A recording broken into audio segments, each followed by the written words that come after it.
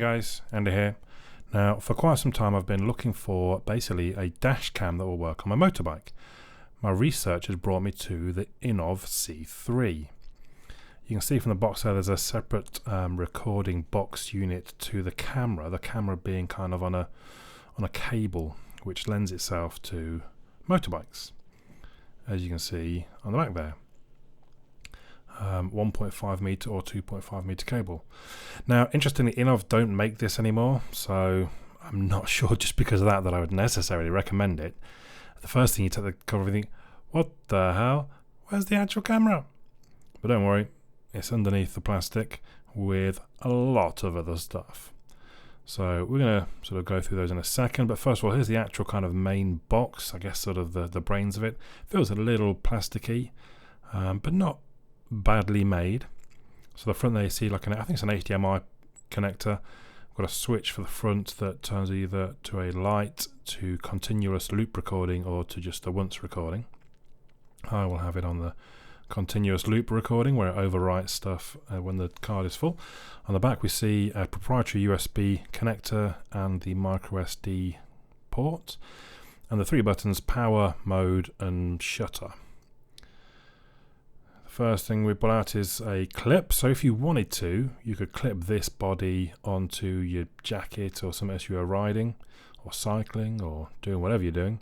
The spring is quite strong, so I think it'll be pretty safe.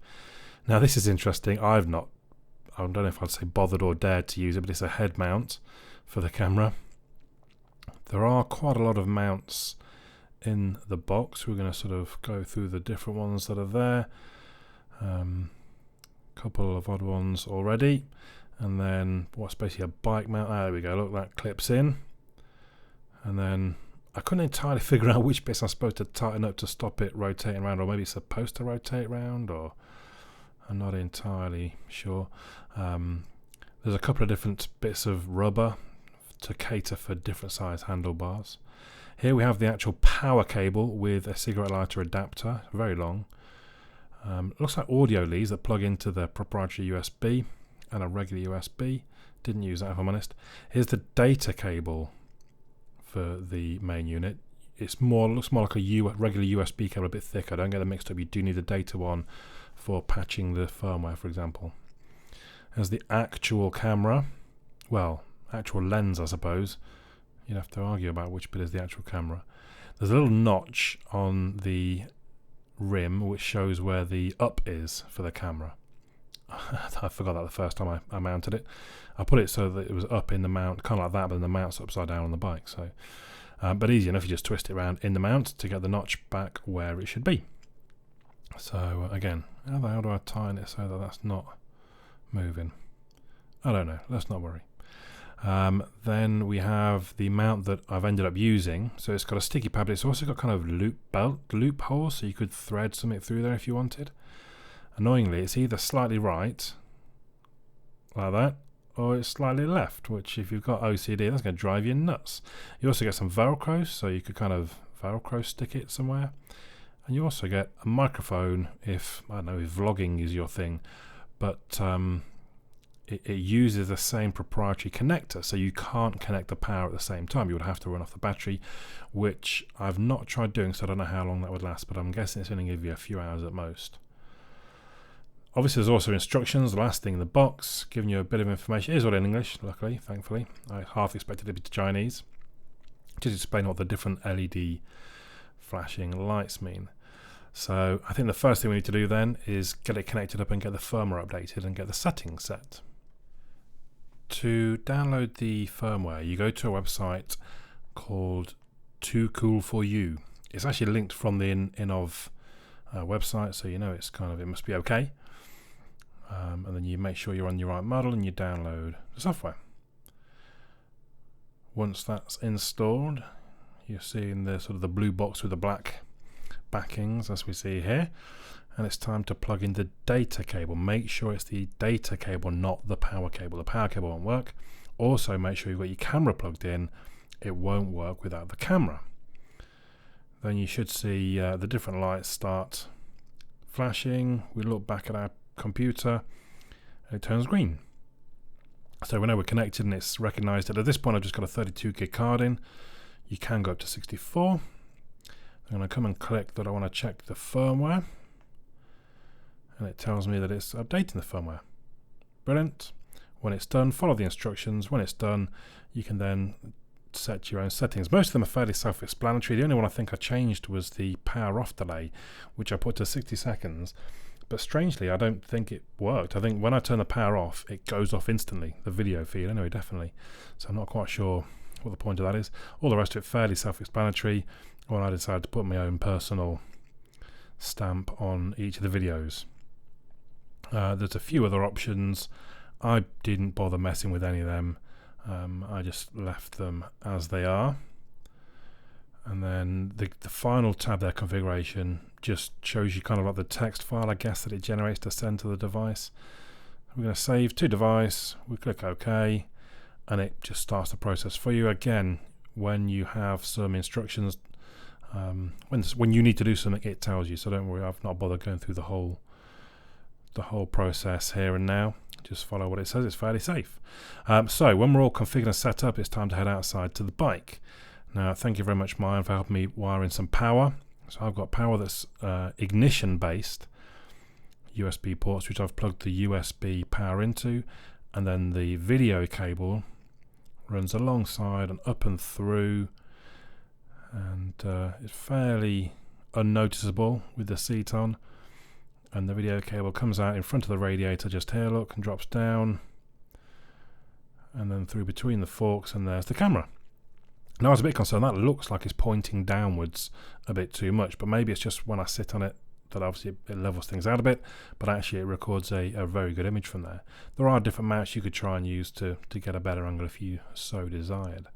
Now, each time you unplug or use it, it's worth just double checking that as you turn the ignition key on and everything powers up, that's when the lights come on, and it should flash red to yellow or amber. There was a time where, well, there was a morning where it didn't record anything for me, and when I took the seat off, the light was permanently on red. I guess it kind of turned itself on, so maybe I'd pressed the power button putting the seat in, so I've moved it further back underneath the tail seat where there's a bit more space. So just double check that as you turn it on, that's when it's actually flashing red and amber. I know you can tell the amber's quite dull. And also just double check when you turn the power off that everything goes off. But I think once that's done, hopefully you should be fine. That was the only one morning that I had that it didn't work quite as it should. You see there where the power goes, the lights go off totally. So let's now have a look at some footage of it in action. And here we go. It's reasonable conditions, so it's bright enough. It's cloud cover, but it's not a direct sun shining, but generally quite good conditions for a dash cam to operate in. I think you'll agree that's a pretty good image. Now, bearing in mind, I actually paid less than £50 from this. I think it was from Gearbest. They had an offer on, and it was half price. I think that's really good for a £50 dash cam. Right now, if you wanted to buy it, it's $93.95, I think. And I wonder how much longer they'll be available, since Innov no longer actually produce them. So you might not want to wait for another sale. You might want to just pull the trigger on it at £93 if this is looks like something that you would want. Which I'm personally very happy. Again, I paid less, but still, I think even if I paid 90 odd quid, I was looking at them at 90 odd quid. It was when they went on sale that I decided to pull the trigger. But that's a really good image. I think what we'll do next is I'll swap to some footage where I'll let you listen to the microphone. So it does have a microphone built in. I'm not entirely sure if the microphone is in the camera element or the box element. I think it must be in the box, but I'm not entirely sure. So we'll switch over to that, and I'll be quiet for a little while.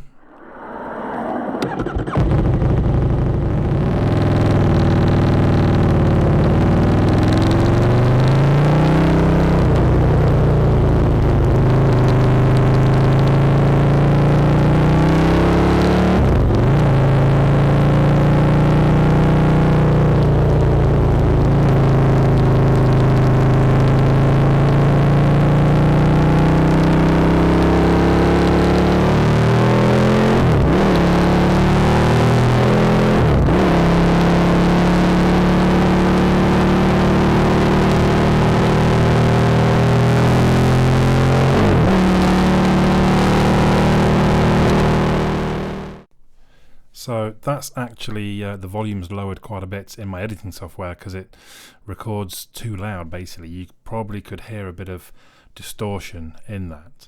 I mean, I guess if it is the box that's recording, it is sat right on top of the engine, kind of right over the exhaust almost. So it's not too surprising that it sounds as loud as it does. But it's quite nice, quite good. It's better than nothing as well, I suppose. And it's nice to be able to. I could listen to that engine all day, I think. It's really good to be able to hear the engine on the videos you record. Obviously, you can't use the voice comms. Let's switch to lower light, well, dark, basically, as I ride through Whetstone. So I think, first of all, it's quite a good image. It's not trying too hard to sort of lighten the sky. The dark is the dark up above, but you can't tell the difference from particularly the tops of the flats to the sky. But I don't think that's an issue. I think it's more about seeing the vehicles and lights and things on the road, which actually I think it does a pretty good job of. You can see kind of some compression, and I'm not sure how it's going to work once it's been uploaded to YouTube, but you can see some compression, particularly in the lower part of the image underneath the headlight, I suppose, really. But again, actually, I think these are not easy conditions for it to record in, and I don't think it's done particularly bad. That's definitely sufficient, I would suggest, for a camera, even a high-priced camera, to be honest. You'd be reasonably happy with that image quality, I think. So, other points to notice, you'll see that there's not really the fisheye view that you get from some dash cams, so you do lose some image, like the field of view on the sides. It's not as wide an angle as other dash cams will get. I think there is a wide angle version of this, but again, because they're not making them anymore, much like there's a capacitor version, so I've got the battery version here, there is a capacitor version, but again, I couldn't find them for sale. This might be the only option you have at this point. So the sound's pretty good, the image quality is pretty good, it's okay in the dark. Obviously it's got nothing fancy on it, it's not got Bluetooth, it's not got Wi-Fi, you can't sort of connect to it on the fly. You do have to, for me, take my seat up to be able to get underneath to have a look at what's going on. But again, you're not paying a great deal of money. I'd rather you got a better image, which I think they have done. Just be careful, the file names do duplicate, so if you record 4 files, let's say, they all come out L001, L002, L003. If you copy them off and paste them into a folder, you might store them, then it starts again from 1. So when you copy and paste them, it's going to want to overwrite them. So it doesn't continue. It's nothing related to the date. It doesn't keep a counter of how many files you've got. So just something to be aware of. As I think I said, I put a 64 gig card in this in the end, which I think gives you about 11 hours. So 10 minutes, mine records in 10-minute segments, and that is 1.1 gig. Therefore, I think you're going to get around 10 to 11 hours on one card. Obviously, if you're just wanting it in case of accidents, then you could put a smaller card in, and that'd be fine, or just loop record over the previous footage. I'm going to France this next weekend. I want to be able to keep the footage I take, so I'll take a couple of 64 gig cards. That should hopefully do me for the weekend. So there you go, the Unov C3 motorbike dash cam. I'm quite pleased with mine, I'm quite impressed. Let me know your thoughts in the comments down below. But for now, my name's Andy. I'll catch you all again soon.